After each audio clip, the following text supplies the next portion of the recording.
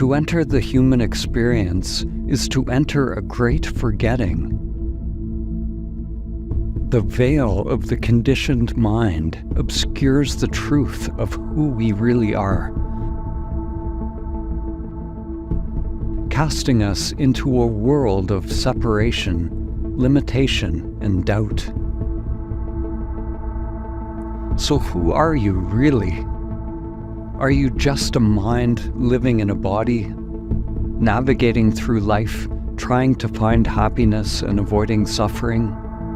Or maybe something else entirely, something much deeper, something eternal, something that can't be explained in words, something that when realized brings true peace and true fulfillment.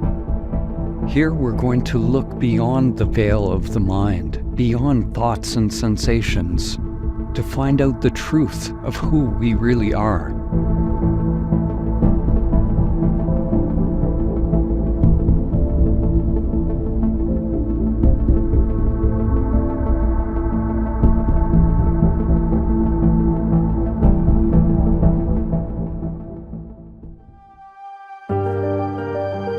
So what is the mind?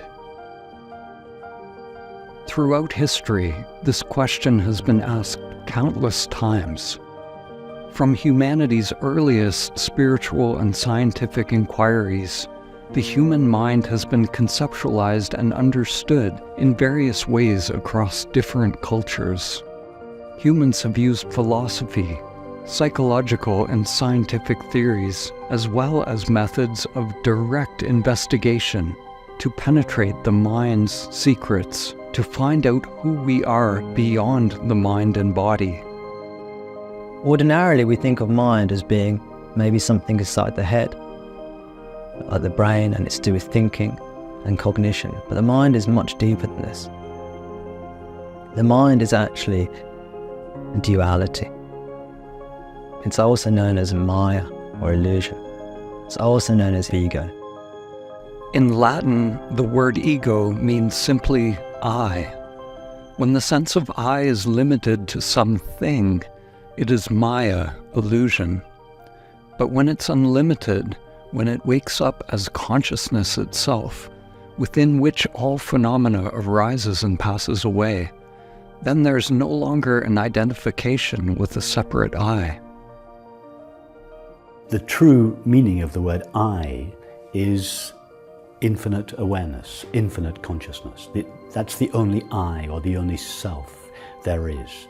However, for most of us, our sense of ourself has become so entangled in the content of experience, thoughts, images, feelings, and so on, that we don't perceive ourselves as we essentially and originally are. But we know ourselves in a modified way, mixed with the content of experience.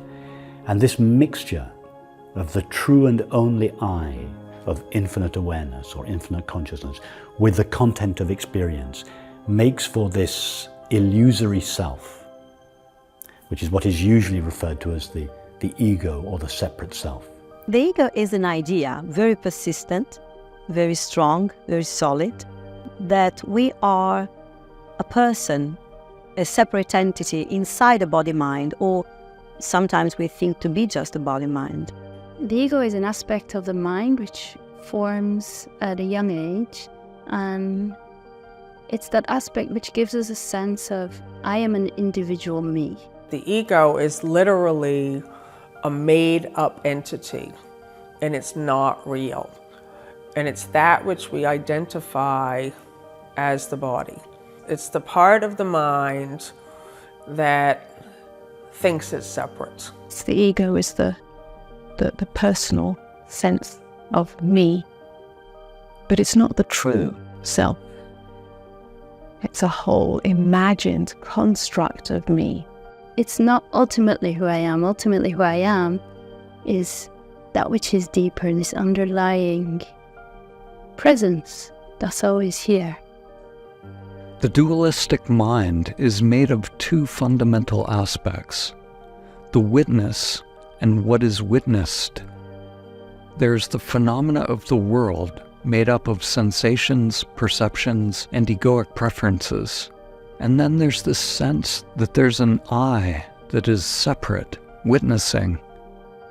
Awakening is waking up from this duality, from this split between witness and witnessed, between subject and object, to realize primordial awareness that is ever present. If you look at young children don't have an ego, and they live in a state of participation. They live in a state of exhilaration because they are not separate to the world. When we're born, we're dependent and we don't yet have conceptual thinking.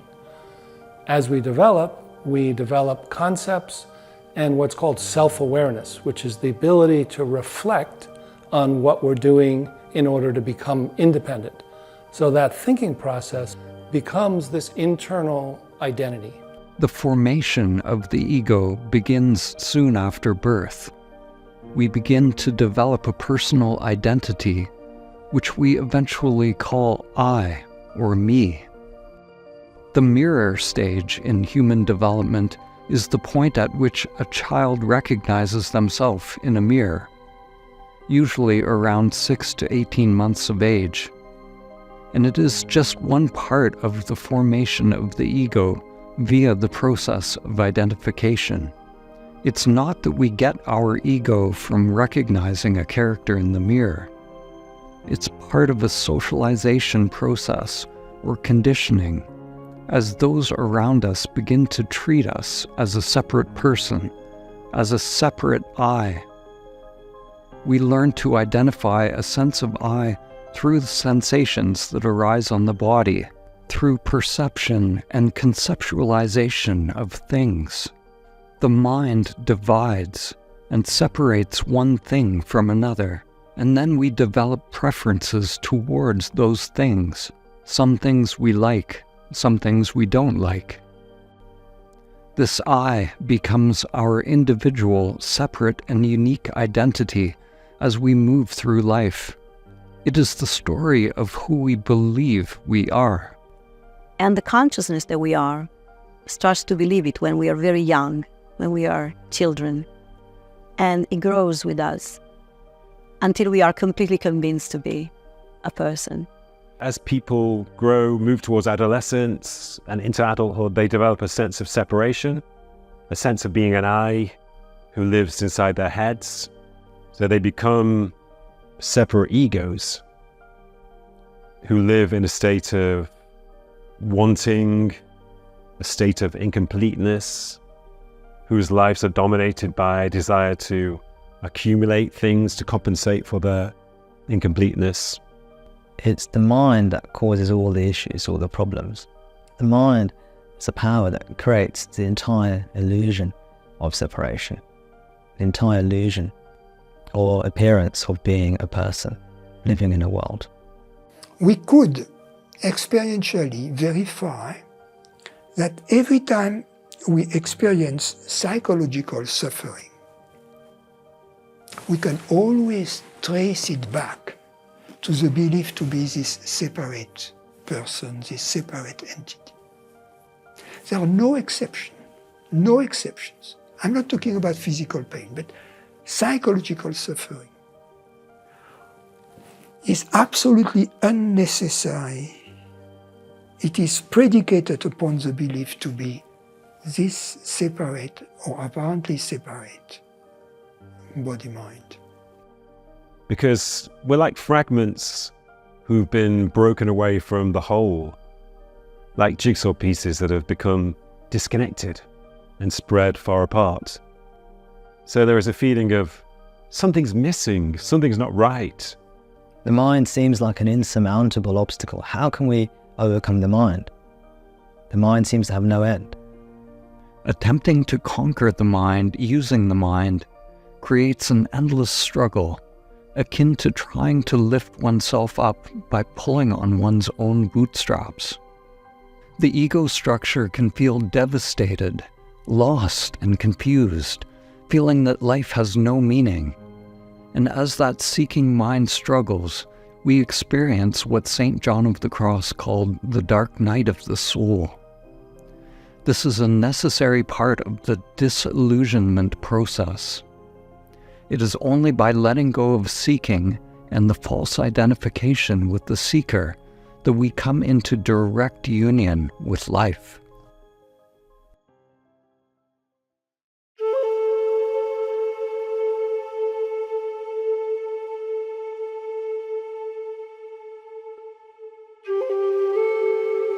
I was in a good place in my life. I sort of given up on the spiritual search, not because I'd given up as such, but because there was nothing else really to look for.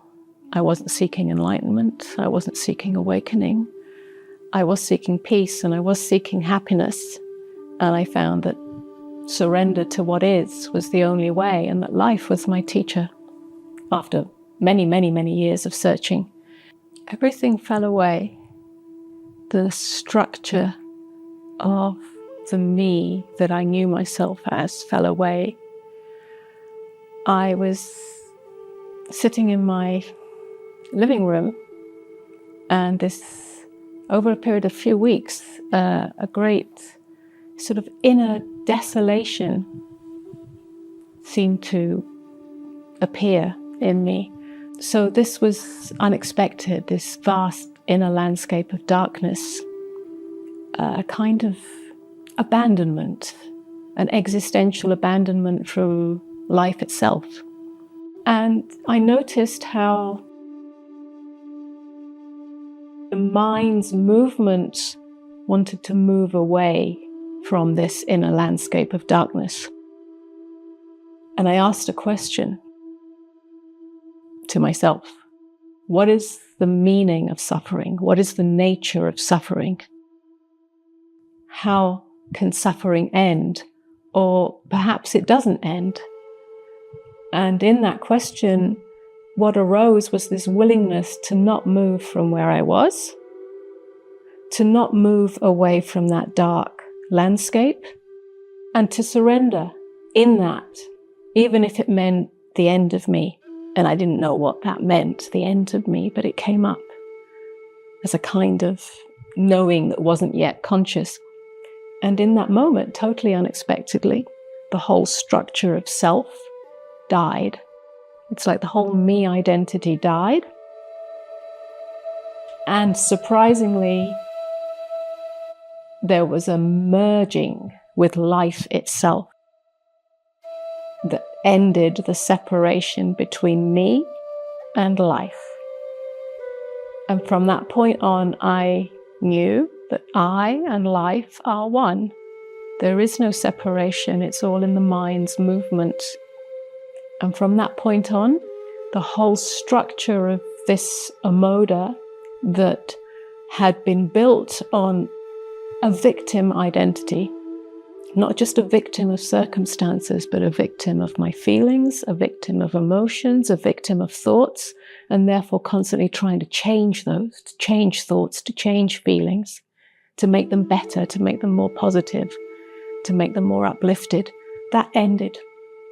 And without the victim, it was as if I was born anew. So I died and I was reborn in that.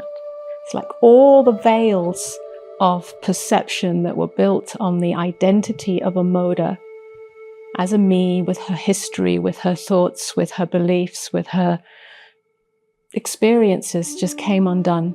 So it was totally naked from that moment on, and it's never changed since then.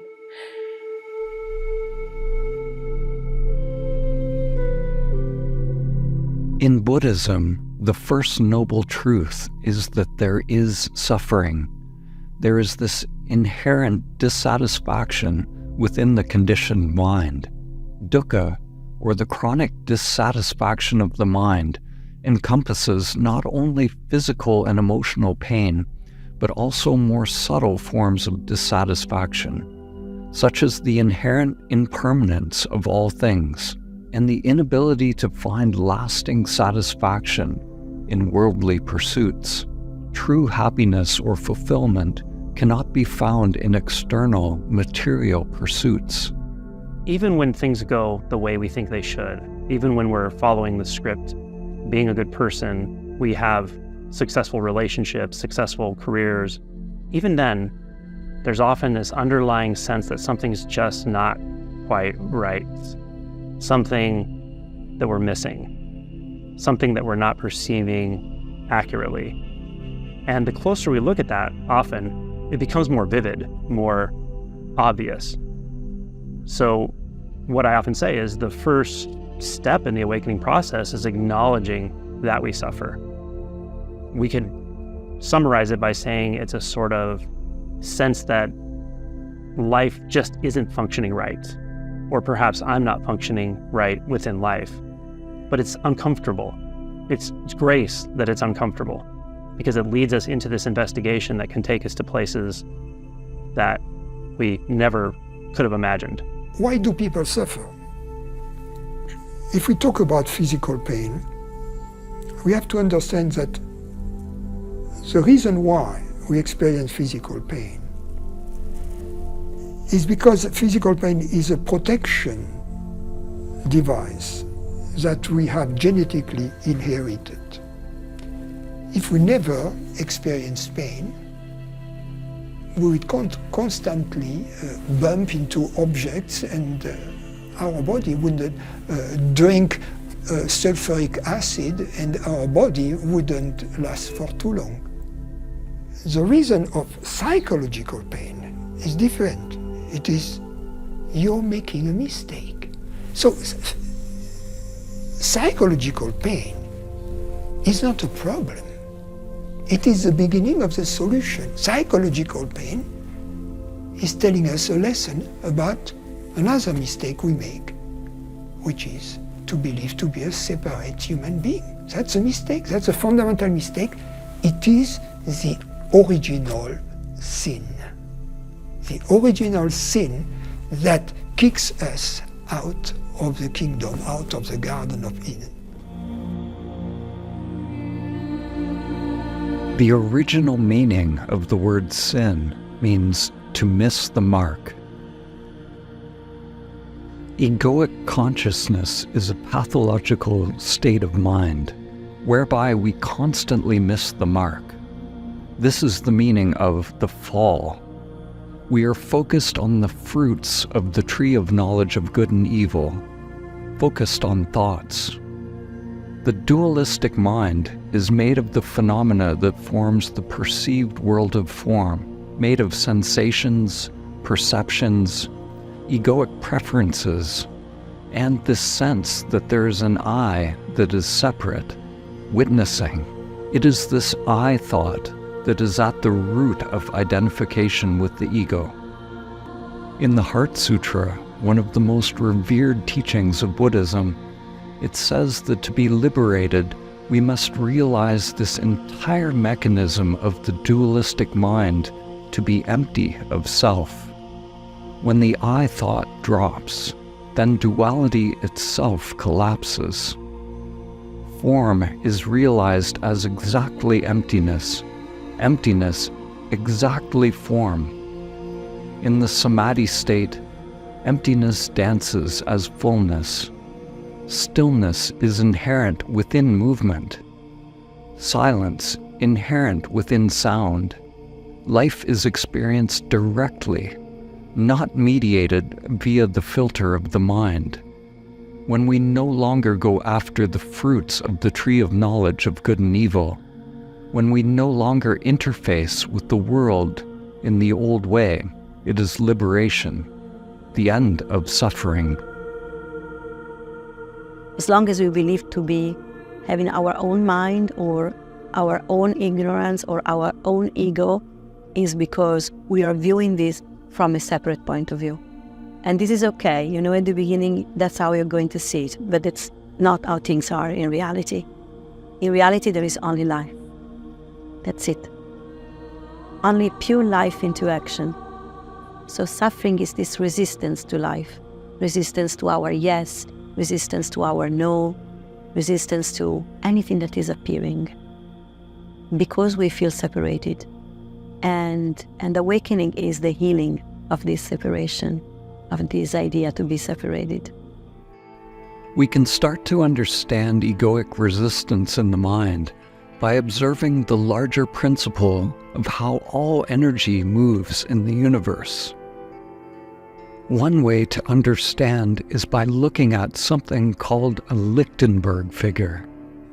A Lichtenberg figure is a pattern that occurs when high-voltage electrical discharge passes through materials. The electrical discharge creates a pattern of branching channels that look like trees. Here, electricity is going into wood. In this example, the Lichtenberg figure is created by injecting trillions of electrons into an acrylic block using a 5 million volt particle accelerator. All physical matter, in this case the acrylic block, is a resistance or slowing down of energy. In a thunderstorm, the resistance of the air affects the formation of the conductive channel and the current flow. When we observe the tree-like structures created by the energy, we're seeing the path that energy took through the medium, through time. These tree-like patterns, or branching patterns, are found at all levels and scales of nature, from the micro to the macro. The very fabric of the universe is a play of form, a play of resistance, one giant mind playing a kind of hide-and-seek with itself. Samskaras, or unconscious patterns, are created when the charge of an experience is high. Energies come together, and the I thought appears. Resistance appears. If there's no resistance, then energy just passes through. Life flows through. But when there's resistance, when I appears, then the energy branches off, creating new pathways in the unconscious mind. These patterns run autonomously, hiding and growing in the shadows, until they're revealed again and consciously integrated into the whole. The very first memory I have is of being really scared, and I didn't know why I was scared, and feeling like something was going to go wrong in any particular moment. And that feeling persisted throughout my whole life and intensified in my 20s. And I sank into a deep depression even after having 4 children. And I ended up going through probably 3 or 4 years where it was really searching for something, but didn't know what that was. I'd never heard about awakening, didn't know what that was. And over time, it began to become clear that whatever I was looking for wasn't to be found in my outer life. I had a good family, good business at the time, all the things that anyone could want, and yet still felt really empty inside. And eventually, as part of healing from my depression, and I discovered meditation and dived into that, found some kind of peace, some deep sense of contentment. And for the first time in my entire life, that sense of dread or fear had disappeared, just momentarily, for that first time ever. So I began to try to find out everything I could about what had happened, why that changed, and why it had come back again, that feeling of fear. I began to research different spiritual pathways and came across this term, awakening, enlightenment. Began to try to understand what that is.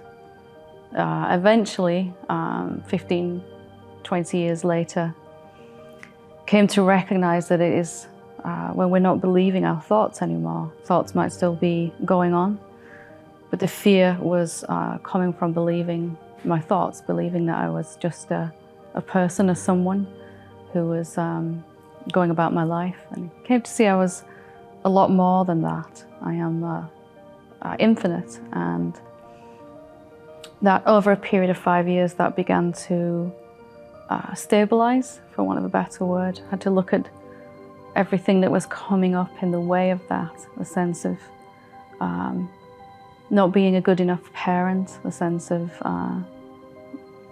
this feeling of inadequacy in my core. I had to really look at that and investigate that and contemplate that. And eventually the peace became stable, effortless, and even joy and love, sometimes even bliss, deep sense of everything being okay, feeling at home, feeling safe, feeling that I can love myself, I like myself, which is something that was not possible before for me.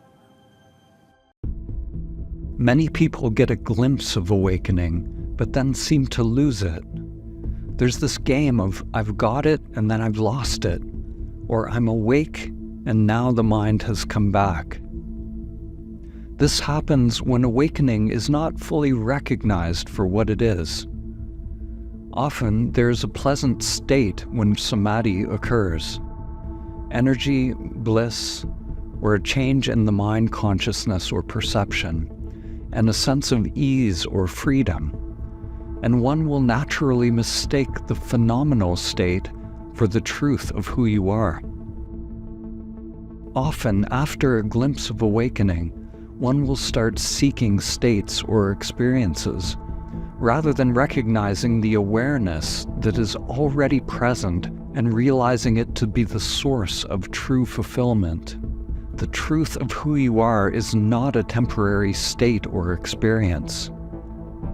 The phenomena comes and goes, but the one who remains, primordial awareness, always is.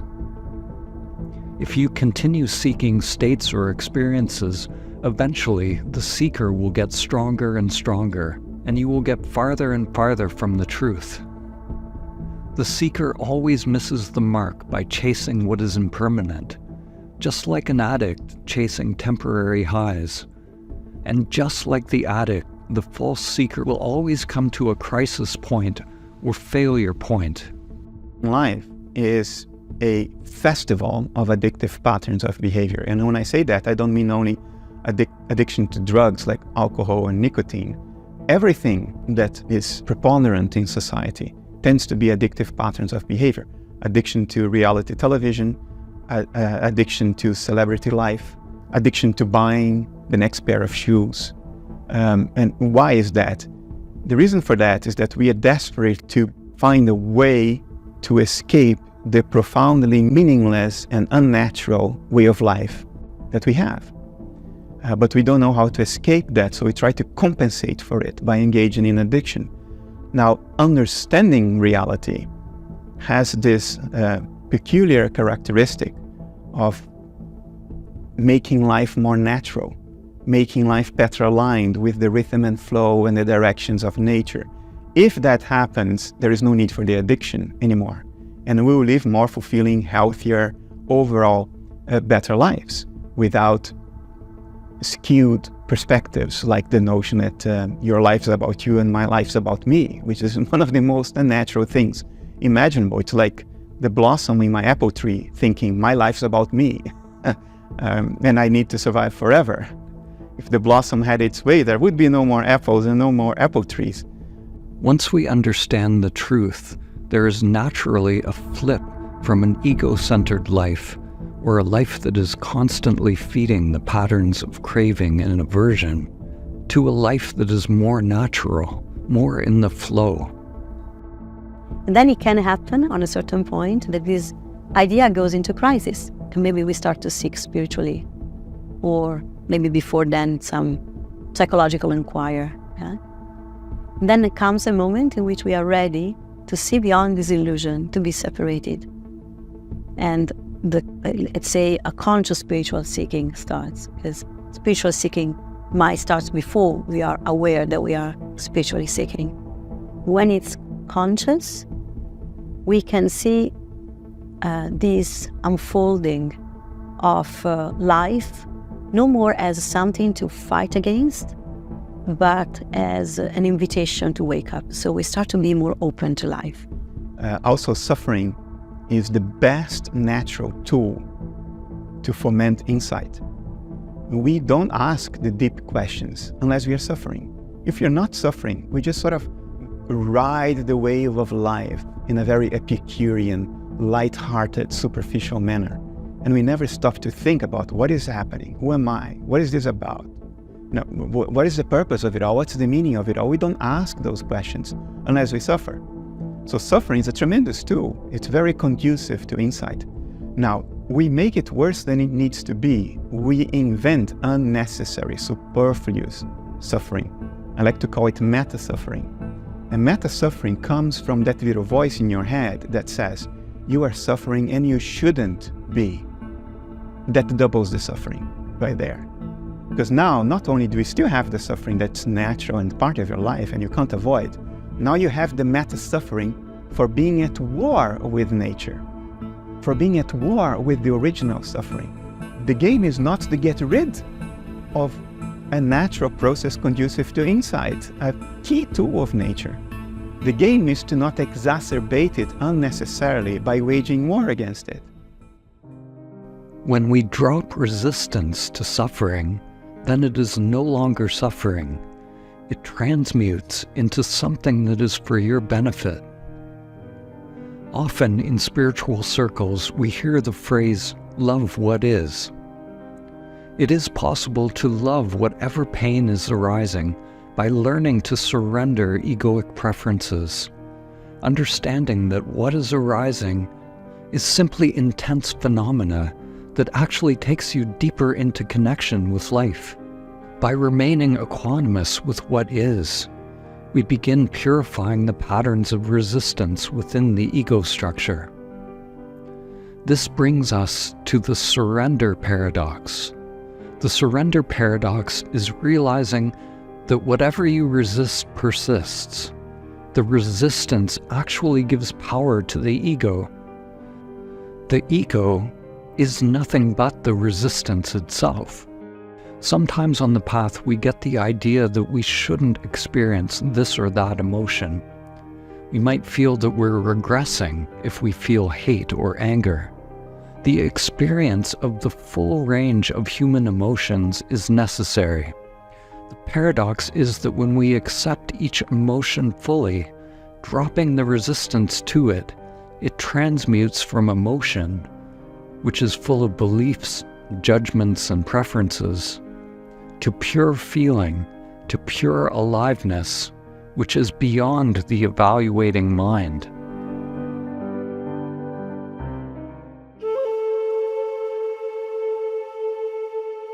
There's a famous story in Zen that illustrates this point. Once, a student asked Tanzen, a Zen master known for his wisdom and tranquility, "Master, when your wife passed away, did you feel sadness?" Tanzen replied, "Of course I felt sadness. How could I not?" The student was puzzled and then asked, "But I thought you were a Zen master. Shouldn't you be beyond such emotions?"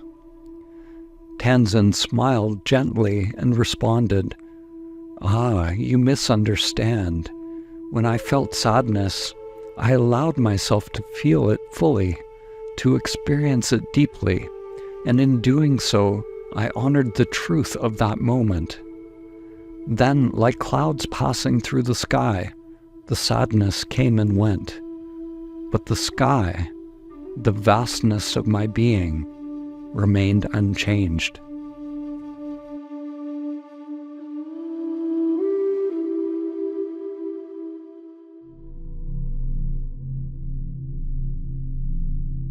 My awakening began really when I was in graduate school, when a series of personal experiences really challenged me to begin to question the purpose of life, of my life in particular, and the meaning. I began questioning what's the point of all that I was doing. The experience was one of just being aware without being anything in particular. It was very liberating. There was a great sense of release, like something that had been under great pressure, releasing. and there was relaxation and exhilaration. And all I just remember was just being. That's all I want to be, just be, nothing in particular. I call it the big shift for me. It really changed, almost like, I want to say inside out, but it flipped the way I saw things and the way I experienced things, the way I saw people, interacted with people. And the flip is in the sense that all that I was experiencing, no matter what I was doing or saying, is simply awareness being expressed. The awareness that I am being expressed. So in that moment, in any moment, whatever I was saying or doing, that's all that was happening, is being aware. And that has stayed. But it has continued to reveal its nature. It was like I could see thoughts flowing by. And whatever action needed to happen, the action just came up. And then the body was just basically acting out the action. It was no longer whereas before it would be, I would think something, I think I need to do this, and then this person would be doing it. No, what started to happen was, I'm just being aware, and actions just were arising. And then the body was the tool, and I was watching it in real time. The body is simply implementing any action arising in awareness. And I happen to be a participant and an observer. I think that's the best part. Awareness is choiceless. The true self is beyond choosing. Upon hearing that, one might say, okay, I'm going to give up everything. I'm just not going to choose anything. I'll just sit in a cave. And many people have done that. But the problem is, that would still be a choice. I'm just choosing to suppress my choices and desires. It's the conditioned mind choosing to not choose. Both choosing and non-choosing are all at the level of the conditioned mind. But who or what is aware of that mind? After awakening, you will find the conditioned self may still choose its favorite tea. It will still eat the diet that is best for the body. It's not that choosing isn't happening anymore. Many choices are still happening, arising all the time, but the difference is the sense of I is not entangled with any of that. The I thought has dropped away. I am not choosing, nor am I suppressing choice.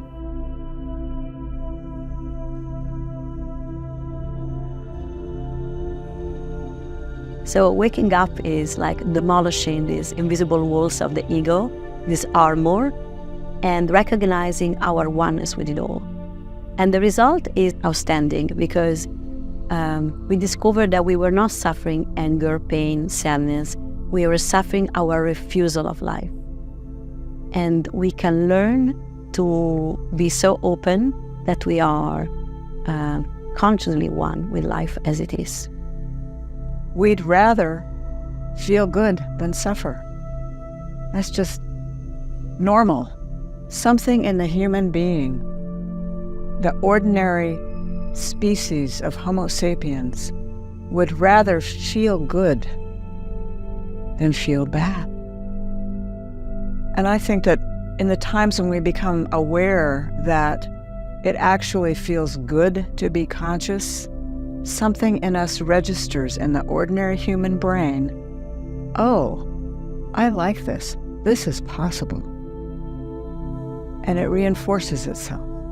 Awakening can happen in stages, gradually, or it can happen all at once in a radical flip, where we suddenly know who we are, as if waking from a dream, as if we've been asleep all our lives in our dream character. To stay awake, there is an ongoing purification of the self-structure required. Even if we have a full awakening, it is important to be vigilant, to not believe the next thought, to remain equanimous with what is when unconscious thoughts surface. Otherwise, the unconscious patterns of the mind may obscure the truth. The unconscious must become a transparent unconscious. If we do not face what is in the unconscious, we'll fall into what has been called spiritual bypassing. Spiritual bypassing refers to the tendency of some individuals to insist that they are already awake in order to avoid dealing with difficult emotions, unresolved psychological issues, or real-life challenges. The egoic mind can appropriate a glimpse of awakening and keep one from living from that place of truth. I was sitting on my bed, thinking about the mammogram I was about to go for the next day, and it had always been an extreme anxiety-producing experience, which I had once a year. And I was tired of feeling so scared, tired of being afraid of dying. And I was sitting on the bed, and out of the blue, I had this thought, couldn't I do this thing tomorrow without freaking out? And there was a thought, really, just a thought. But suddenly, I felt this surge of a realization that I could indeed. And I didn't know how I knew that. I didn't know what had just changed, but something clearly had just changed. And I was stunned. And I suddenly knew that it was going to be different from all the terrible anxiety I'd had all the years prior. And that didn't mean that the mammogram was going to turn out fine. It didn't mean I didn't have breast cancer. That was really bizarre to me. It was a stunner. And I got up and went into my partner, who was busy at his computer. And I just stood in the doorway, and he finally looked up. He realized I was there, and he said, "What?" And I said, "Something's just happened." And I told him. In the coming days, little by little, I began to realize it wasn't just that fear didn't seem to animate me anymore. I felt peaceful, completely without my ordinary ongoing stress. My mind was still. My outer life was basically the same. But it was many months before I understood that this was awakening that had happened. It was a long time, really. All I knew was I didn't hurt anymore in the way I had. And my mind was quiet. And it's been like that ever since. There can be no memory of awakening itself. There is only memory of experiences and phenomena. Whenever there is a memory, there's always some resistance trace in the mind. This resistance trace is the original repetition, the beginning of the I thought. Awakening itself does not leave a trace in the mind. It is not an experience. Primordial awareness wakes up to itself, in the now, unmediated by memory and the filtering of the mind. If we are chasing any state, any experience, and trying to live there, then we've missed it. If it comes and goes, if it's not here now, then it's not your true nature.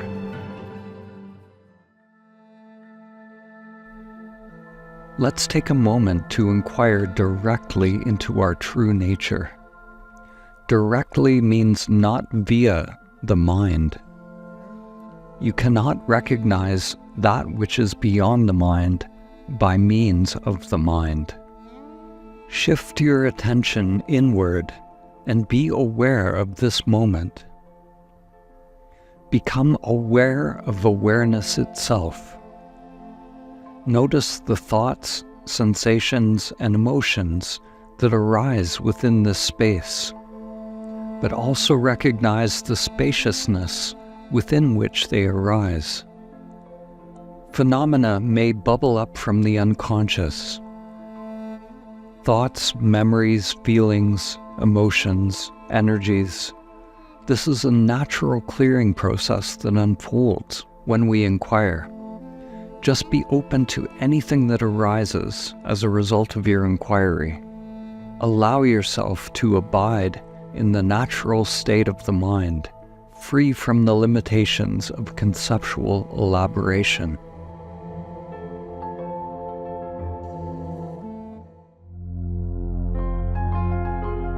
So my own awakening occurred in essentially two fundamentally different movements. I approached the initial shift from a place of suffering, profound suffering. And I had known that it had something to do with thoughts. It had something to do with the way I was thinking, the way I was perceiving the world, the way I was perceiving myself. And this led me into a direct investigation of the nature of thought itself. And most importantly, the nature of the thinker, the nature of the one who is seemingly bound by those thoughts. So with this direct investigation, the sense of being a thinker was dissolved. And with the sense of being a thinker being dissolved, then all thought forms sort of lost meaning to me.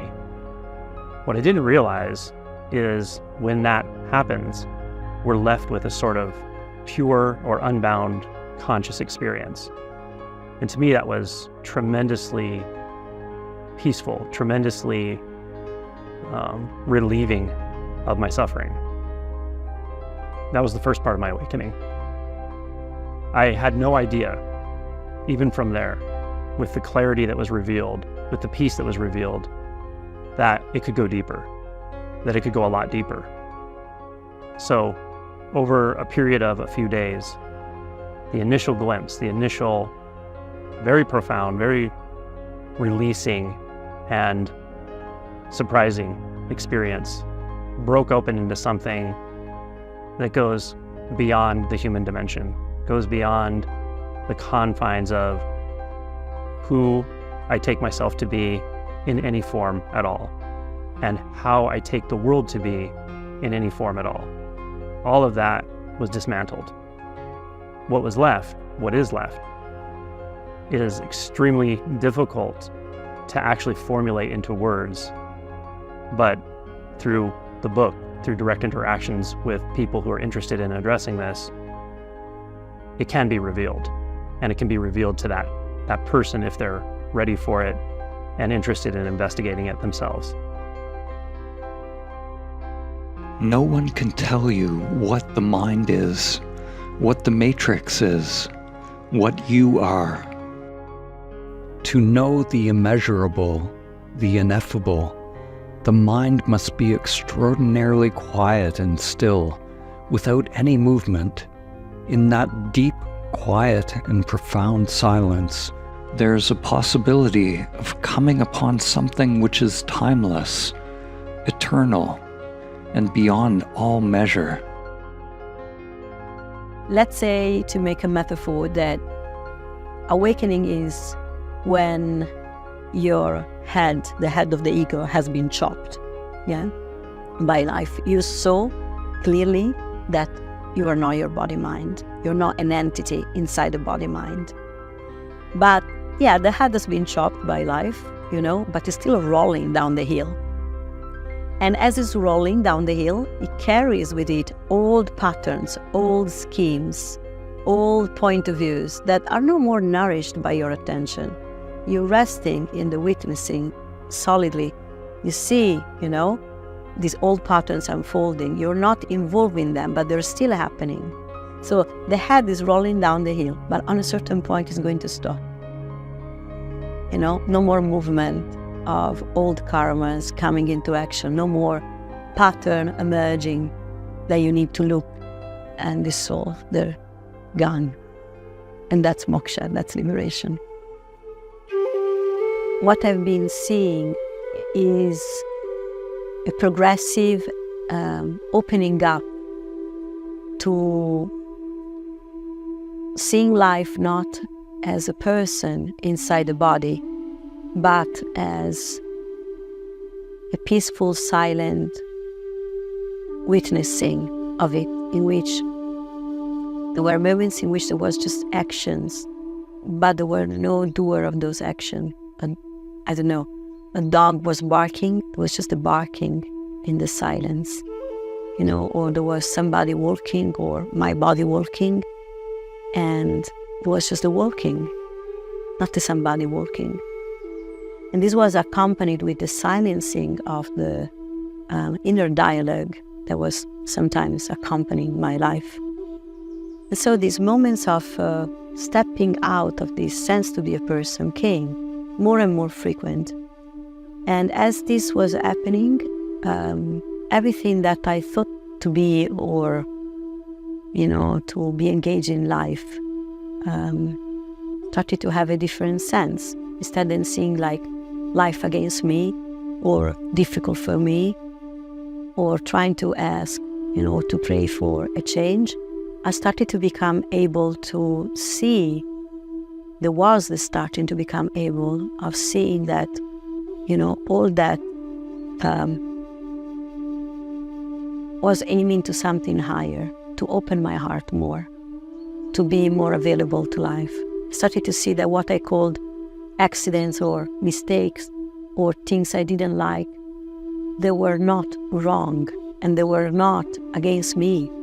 They were actually showing me a deeper reality with which I was not in contact with.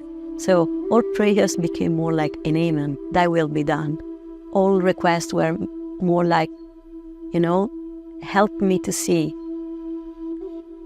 where, you know, I'm still refusing life, where I'm still refusing something, where I'm suffering because I say no to the unfolding of life itself.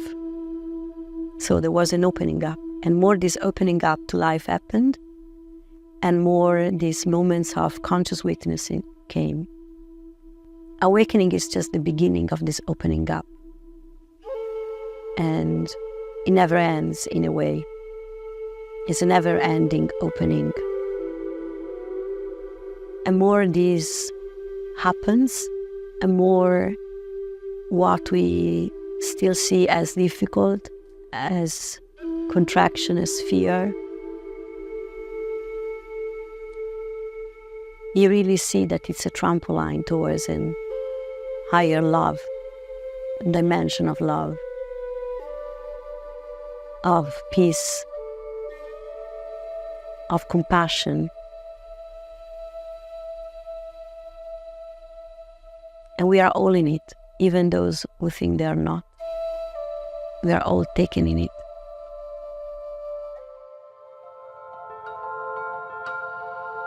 We can know that consciousness exists, that we can know for certain. Everything else we can make educated guesses about. Maybe very good guesses, but guesses nonetheless. Consciousness is the only pre-theoretical given fact of nature. Everything else are theoretical abstractions that arise within consciousness. Consciousness is the sole axiom of nature. That it exists is the only absolutely certain thing in nature. And I can assure you that based on reasoning and the empirical evidence coming out from foundations of physics, coming out from the neuroscience of consciousness, it has become extraordinarily unlikely that consciousness is not fundamental. To think of consciousness as secondary or epiphenomenal leads to all kinds of insoluble problems. So there is excellent rational and empirical reason to take consciousness as at least one of, if not the only fundamental building block of nature. Physics is fundamentally a science of perception. It's an attempt to account for the patterns and regularities of the world we perceive. It does not attempt to transcend perception. Even when physicists use instruments like telescopes, microscopes, oscilloscopes, or whatever scopes you want, the output of these instruments still needs to be perceived. So everything in physics gets filtered out through the paradigm of perception, so to say. Physics is a science of perception. Therefore, it does not make any attempt to see fundamentally beyond the physical or fundamentally beyond matter, because physicality and matter are just other words for the world we perceive, for the contents of perception. Life is the instrument for its own understanding. To understand life, you don't unplug from life. You don't unplug from that which you're trying to understand. What you do is you pay attention to what's happening. Try to capture the nuance. Ask yourself, what is this about? Why is this happening? What does this mean? Life in the world is a book to be read and deciphered. But we may get so caught up in an understandable need to suffer less that we forget to read the book. We forget to pay attention. While the book is the key to its all decipherment.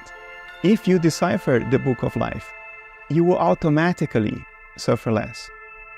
But you can't decipher it if you're not with your eyes on the ball, if you're not paying attention. Life is the tool to its own understanding. All the great religious and spiritual traditions were founded on this understanding, namely that there is one infinite and indivisible reality which shines in each of us as the experience I am, and which appears to us as the world. In other words, there is an ocean of being, so to speak, that underlies everyone and everything, from which everyone and everything derives its existence, in which everyone and everything lives, and into which it vanishes when it disappears. And this is really the founding principle of all the great religious traditions, the recognition of the unity of being. The first Hermetic principle is that the all is mind. The universe is mental. Wherever we look is the one mind.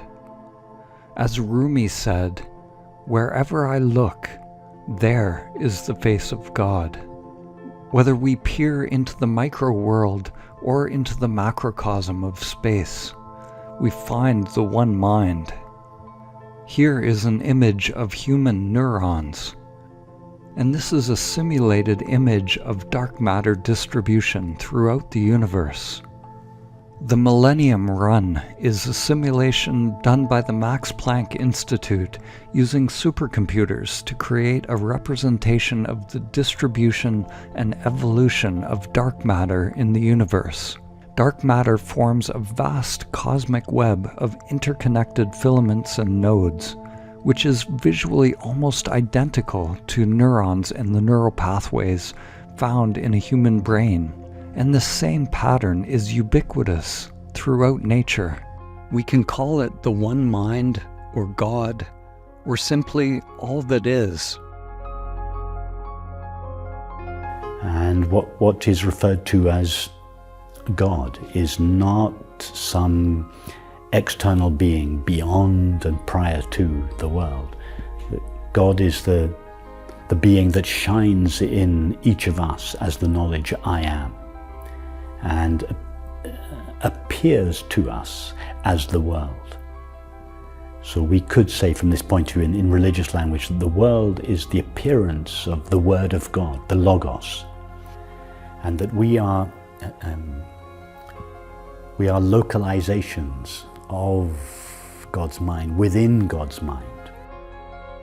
So how does one universal field of subjectivity, one universal consciousness, how does it appear to be many? Because I can't read your thoughts, presumably you can't read mine. I don't know what's happening in the galaxy of Andromeda, not even in China. We don't have a full experience of the entirety of nature. So how can this one mind that nature is have these limitations and appear to be many? Well, I think we know one natural process that does exactly that. It's called dissociation in psychiatry. It's a process according to which one mind seemingly fragments into multiple disjoint centers of awareness. We have definitive empirical evidence for this in people, in humans, from neuroimaging. And now I think we are close to beginning to have an explicit conceptual account of dissociation based on integrated information theory, which is the main theory in the neuroscience of consciousness. When a dissociative boundary forms, you can only see what is across that dissociative boundary through perception. And what you then perceive is matter, physicality. In other words, matter, physicality, is a conscious appearance of a conscious process from across a dissociative boundary. Whether we describe these processes in terms of modern theories or using ancient models like the 5 skandhas, what matters is that we make these processes, which are usually unconscious, conscious. When they are made conscious, then resistance within the self-structure can be dropped. The unconscious operation of I can be dropped. The perception that we are a physical body, the perception of sensations on the body, the conceptualization of objects and things, the identification with preferences towards those things, and the sense that there is a witness watching all of this. All of these mind processes are to be realized as empty of self. In other words, we disidentify from the phenomena while allowing it to be exactly as it is. This is not a turning away from life. Quite the contrary. This is a deepening of the intimacy with life. My understanding that consciousness is fundamental and precedes physicality over the years has fundamentally changed my experience of life and the world and what it means to be a human being alive in the world. To me, it happened slowly. At first, it was a merely conceptual understanding in my head. And then it sort of sunk into the body and started modulating my emotions, my feelings. And it changes everything. It changes what you consider to be a well-lived life. It changes what you consider to be goals worthy of working towards. It changes your perception of self. It changes your relationship to other living creatures. Yeah, it does change everything. Personal goals in terms of status, power, money, that has gone away. The awareness that my life is not at all, has never been and will never be about me, but it's about nature, and I'm just one local manifestation of nature. That understanding leads to a profound relaxation of that anxiety that comes with the need to achieve certain personal goals, or with the disappointment that comes when you don't reach those personal goals. All that stuff has gone. I live life now as a form of service to nature. I'm open to doing whatever it is that nature wants to do through me. And although that may sound like being bonded to service like a slave, it doesn't feel like that. It feels like I no longer have the oppressive, overwhelming responsibility to make myself personally happy, which is the most oppressive idea that the human mind can have, which is that your life is about you and therefore you have the responsibility to be happy. So when you fail on that, it's your failure. And then you start regretting it. Now that has gone. It has disappeared. That's one of the things that changed in my life. A deeper understanding of reality is directly conducive to empathy, to mutual respect, to non-egoic purposes. It's conducive to less addictive patterns of behavior. So there is absolutely no doubt that if humanity's understanding were deeper and more pervasive, life would definitely be better. The solution to the world's problems is to recognize the true source of the problems, which is the ego that operates only for its own interests.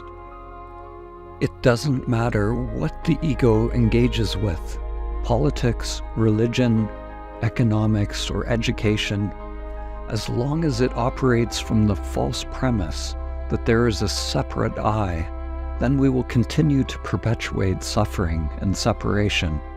The only solution for humanity now is to wake up.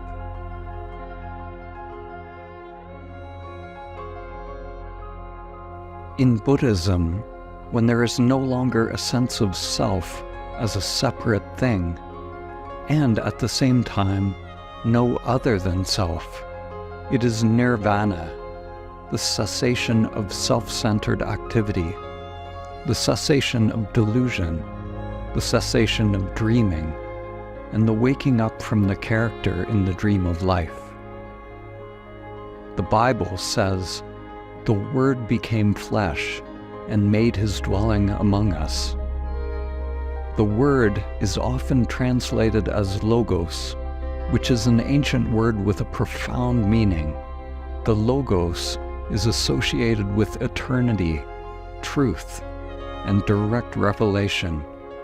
You could say that it is through the logos, or through Christ consciousness, or Buddha nature, that God's mind is made known.